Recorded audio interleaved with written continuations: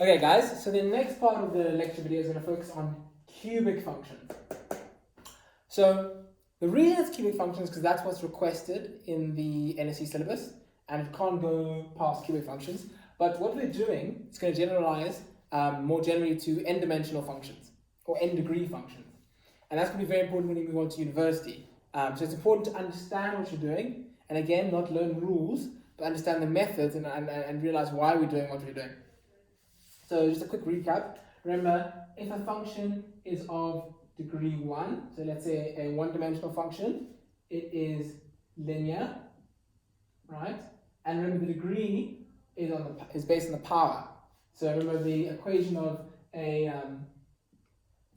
linear function or straight line is mx plus c, with the highest power being x to 1, so it's of degree 1, and so we call it a linear function. If it's of the second degree, we call it a quadratic function. And that's got the form x squared plus bx plus c. And yeah, so as you can see, the highest power here is the x squared term, which is the highest power is 2. So it's a 2 of degree 2, right? And so it's a quadratic function. Similarly, if we move to cubic functions, right, so n is to the 3, so it's a cubic function, and that's got the form ax cubed plus bx squared plus c plus cx plus d, where c and d are all constants. And we can keep going. So you've got a whole set of functions with degree higher than with n higher than 4, or the highest power of 4 or higher. Around those, other polynomials which obviously have similar structures. So we have ax to the 4 plus bx cubed plus cx squared plus bx, and so on and so forth. So yeah, we're going to focus now on cubic functions. But as I said earlier, a lot of the ideas generalize to functions of degree 4 and higher. So the first thing we're going to think about, the first problem we're going to think about is, so x as an example, and these will be in your exams, is determining the equation of, so here I've got the polynomial, and that'll come in later when I draw a specific polynomial, but of a polynomial for now, that corresponds to each of the following graphs. So again, this is the general form of the question. You'd have obviously each of the following, probably of the following graph, and probably only have one graph, and it will be the equation of the polynomial. So you'll be given a graph, and you'll have some information. The graph will give you some information in terms of coordinates of points, etc., etc., and you need to try and determine the equation of the graph from that. Now, the NSC documents don't give us a particular guideline of how to teach it, but I'll show you a method that I've learned, and I think is quite common in university as well, and it's quite an easy way of doing this. So that method involves 3 key steps, or 3 key things that you need to look at. So the first one, the last you probably are familiar with, but the first one is end behavior. Now, end behavior generally relates to the way the function behaves at extreme negative and extreme positive values. So here I'm going to write extreme. So it's just the way the function behaves at extreme values. To the x-intercepts, that's, as you know, the x-intercept is just where the function cuts the x-axis. In other words, where the function, the y value of the function is 0. And then here I said plus order, and order just means if it relates. So order, as we said earlier, relates to the power, right? So if it's x cubed, it's of the order 3, and so on and so forth. But in this instance, when I put it next to x-intercept, is we're looking at the order of the x-intercept. And what's quite important, well, I'll go into more detail of that when I describe it. And then the y-intercept, just as we know, is when x is equal to 0. And that's just where the function cuts the y-axis. So yeah, you'll be familiar with 1 and 2, and maybe not familiar with order, but we'll go into them in greater detail. So I'm going to start with the one that perhaps you're least familiar with, and that is end behavior. So let's discuss end behavior.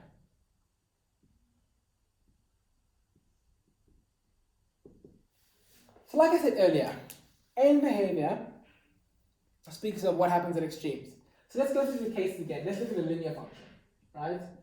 Let's just assume that these are the quarters and we've got some linear function here. And we'll go, forever there in that direction. Oh, that was a bit extreme. And forever in this direction, right? Here we can see that the function on both sides is tends towards infinity. The functions have a common gradient, and we'll just tend towards positive infinity in this direction and negative infinity in this direction because the function has no endpoints and no stops. So it's quite simple, right? What happens in the extremes is just they both tend towards infinity. We can think of quadratic functions.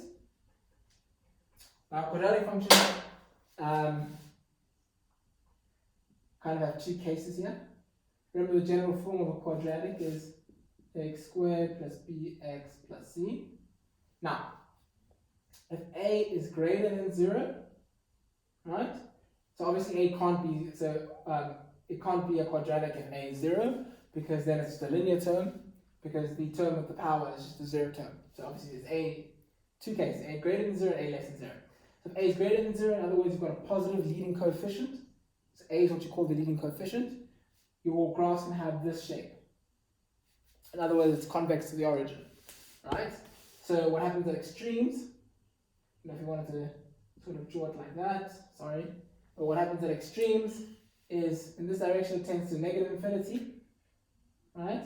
So if a is positive, in this direction, for extreme negative values, the function tends to negative infinity, and for extreme positive values, the function tends to positive infinity. So I'm going to say extreme values, when they're positive, f of x, the function, tends to positive infinity. When they're negative, f of x, which is the function, tends to negative infinity. Right? We've all got that. When a is less than 0, the function looks like that. Right? It's concave, or sad face, happy face. Don't know how they've taught you. But so when a is less than 0, what we see is for the extreme values. So remember, this is the extreme values, here are the extreme values, here we're looking here.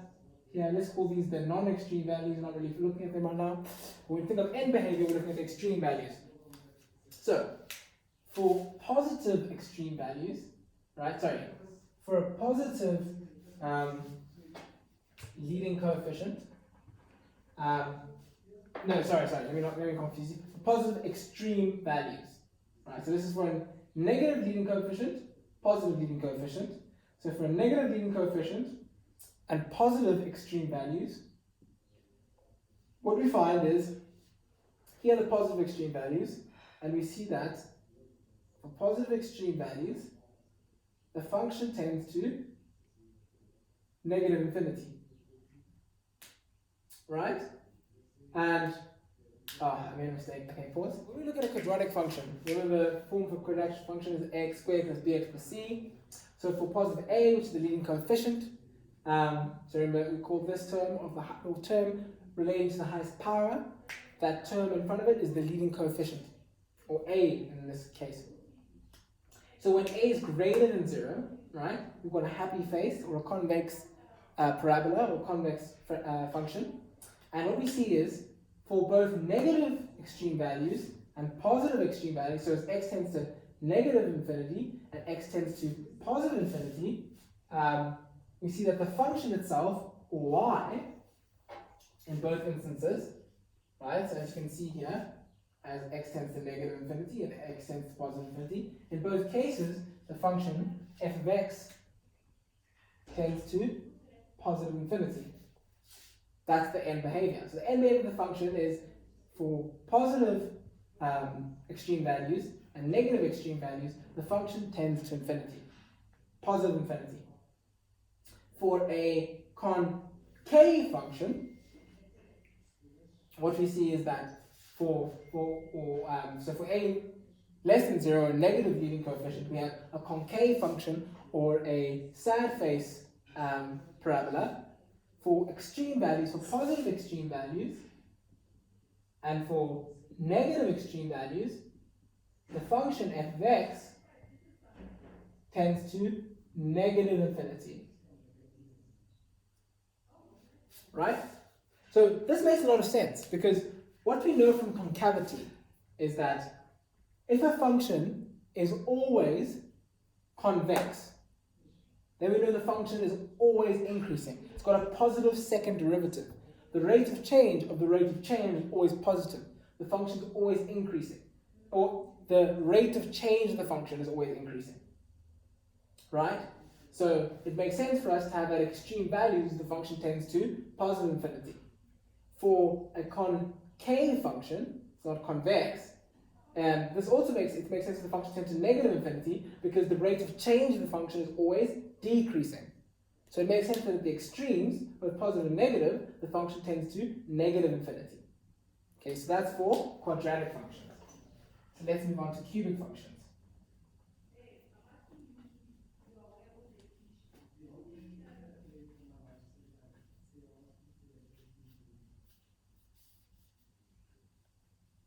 Okay, pause a bit. Or, we're still looking at end behavior, but for a cubic function, the form is ax cubed plus bx squared plus cx plus d.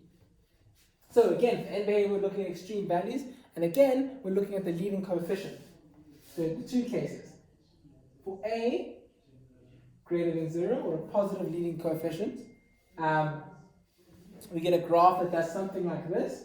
So it's going to have this general shape, and then it might do something funny in the middle like this, and then end like that. Perhaps if I draw it in Cartesian form, that's a lot more helpful. It's going to do something like this. Function will do something like this, then something weird in the middle, whatever it wants to do. But importantly here, it'll be increasing, then it'll be increasing again. So that's for the case where the leading coefficient is positive. So now we're going to look at the extreme values, right? Again, we're looking at this area of the function and this area of the function, right? And not here in the middle, where we're going to call them non-extreme values. So we're going to look at extreme values.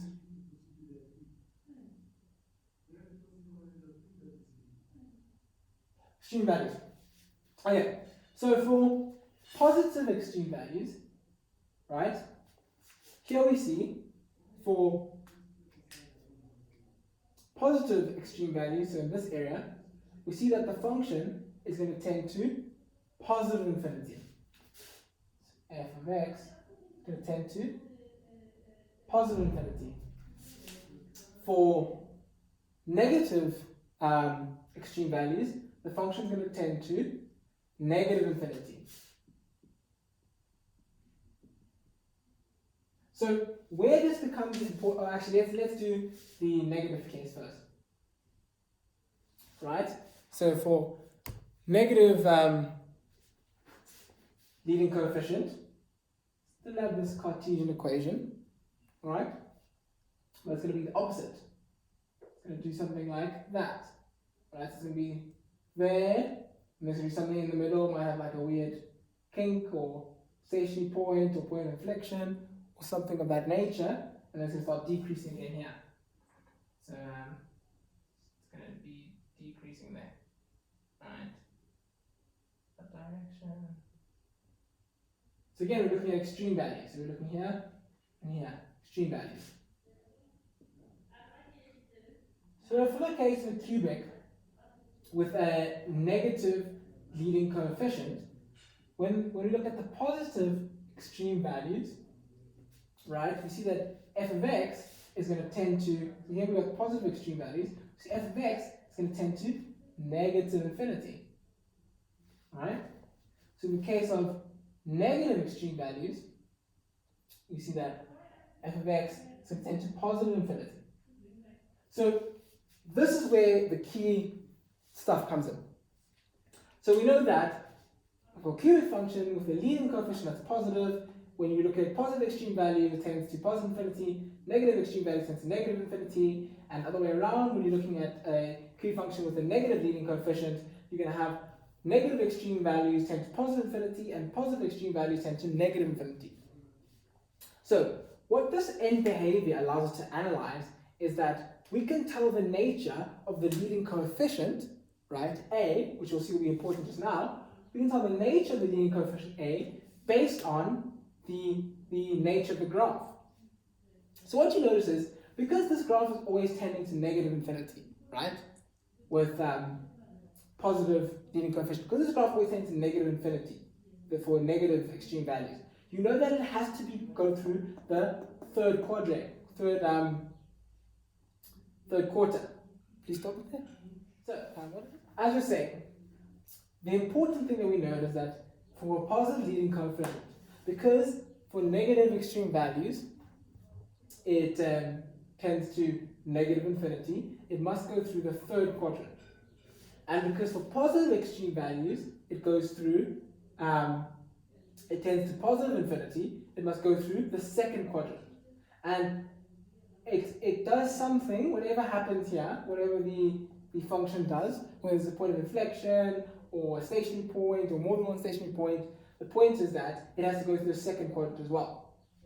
So what that means is, we know that if a function goes through quadrant 1, 2, and 3, right, based on end behavior, we know that, right, that means that the function must have a positive leading coefficient. So A must be positive, okay? So similarly, if we look here, we see that because the negative extreme values tend to positive infinity, and the positive extreme values tend to negative infinity, it must go through quadrant 1 and quadrant 3, and it does something in the middle, and goes through quadrant 2.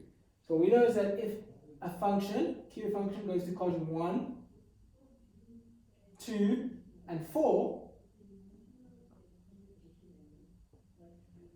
then that means the leading coefficient must be a negative leading coefficient. So what end behavior allows us to tell is that from the end behavior we can use the quadrants to determine the sign of the cubic function, whether the cubic function has a positive or a negative sign. It also allows us to tell the order of the function. So if the function goes to 3 quadrants, so it's quadrant 1, 2, and 3, quadrant 1, 2, and 4, then we know that the power of or the order or degree of the function, the highest power in the function, must be odd. It must have an odd degree. So in this case, it's the third degree. And we already know it's the third degree because we're dealing with cubic functions. But if you didn't know, then you know it has an odd power in this case. So we'll move on to... Okay, so now we're looking at X-Intercepts, the second part. X-Intercepts and order. Right, so as I said earlier, order refers to the power, right? The power of the function. But in this case, it's going to refer to the power of the X-intercept. So, we all know the X-intercept is where the y-coordinate is equal to 0, so it's where the function cuts the x-axis. This being the x-axis and this being the y-axis. So there's two types of intercepts in the cubic function. You have the x or x-intercept. So you have an x-intercept where the function just passes through the intercept. So this is this example.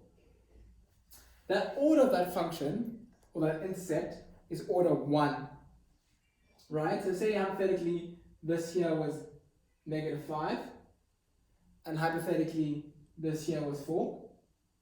Then obviously you know that if intercept is -5, then that means the equation x minus -5 must equal 0. So you have x plus 5. And you know -5 is the intercept. X plus 5 equals 0. Similarly here, on the second type, right? So this is of order 1. And this is order 2. And order 2 is where the function has a stationary point at the intercept. So this is usually so this can be a local min, a local max, or a point of inflection. We're going to learn more about stationary points later in the lecture.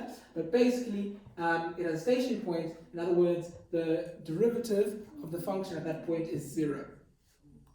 The rate of change of the function at that point is 0, and we have a stationary point. So here is an example of that, and the order of that function now must be the second order. And that has to do with the fact that it's quadratic in nature.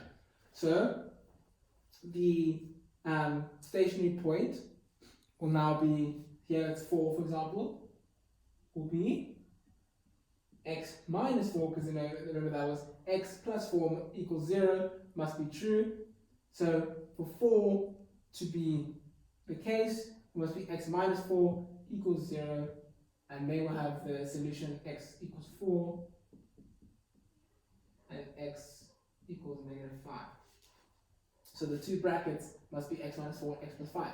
But what we know here is this term must have a 2, must be squared, because of order 2, because the function has a stationary point there.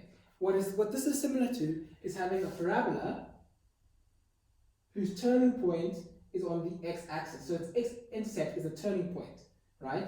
So if you recall, you can find the equation of a parabola using the x-intercept method, but if the parabola is centered on the x-axis, that means that it will have one intercept, and the power of that intercept will be power 2, or the order of the intercept will be the second order. So if we call the intercept A, for example, the intercept method would be a x minus a, let's call it pi, for example. It'll be x minus pi a, or y will be equal to a, y, or the equation of the parabola will be equal to a x minus pi squared, and obviously you substitute in the value of a point, and substitute the values of the x coordinate and the y coordinate of the point to find the a in this case.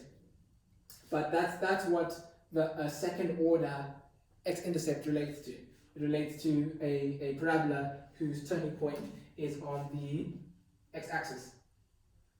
So, similarly to the parabola method when finding the equation of the function, you'll also say y equals a, right, the a we don't know, into the two intercepts. In this case will be x plus 5 and x minus 4 squared. Yeah. And in this case, we're going to use the y-intercept as our coordinate that we don't know, or the extra point to find that a that we don't know. So yeah, that's that for x-intercepts. And the last part, y-intercepts, much easier. So the third point, y-intercepts, we'll look at this again, and we'll have a similar function, and this, say, is 6. That is the y-intercept, right? That is the y-intercept. So we have the same function. So this was -5, and this was 4. So I just assume that, I'll just do that, and it turns on there, boom, turns on there, and boom.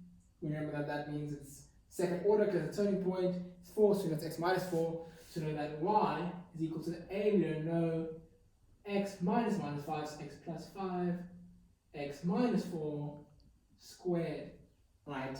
And we know the y-intercept is 6, and then the y-intercept is where the function cuts the y-axis. In other words, x is equal to 0, so we know the coordinates of the function at the y-intercept must be 0, 6, right? And the coordinates here of the x-intercept will be 4, 0, and negative 5, 0. So to find the equation of this graph, we just plug in y equal to, and remember we said this is quadrant 1, 2, and 3, so you know a is going to be positive.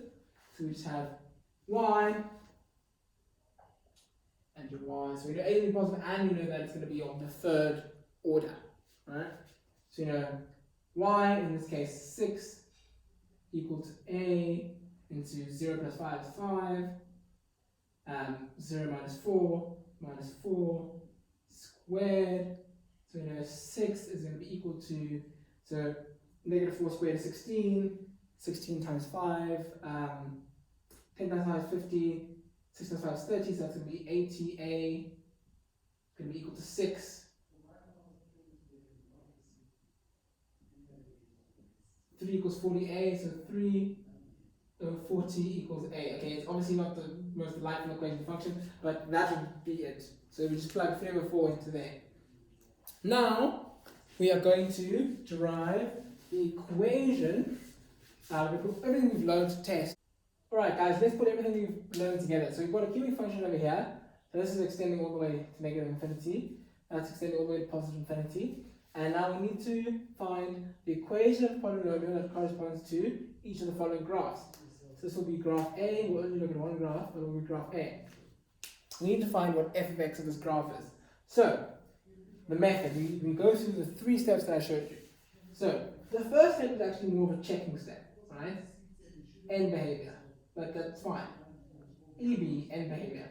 So, we see that this function has extreme values, negative extreme values that tend to negative infinity, and positive extreme values that tend to positive infinity, right? We can see here the negative extreme values, positive extreme values, and so we see that this function goes through quarter 1, 2, and 3. So the end behavior, quarter 1, 2, and 3. Therefore, we conclude that the leading coefficient A is going to be greater than 0, and since we know it's a cubic function already, but useful information from this, we can also conclude that it has an odd power. Right? Now we look at the second thing we look at. The second thing we look at is X-Intercepts. So here we see the graph cuts the x-axis at -1.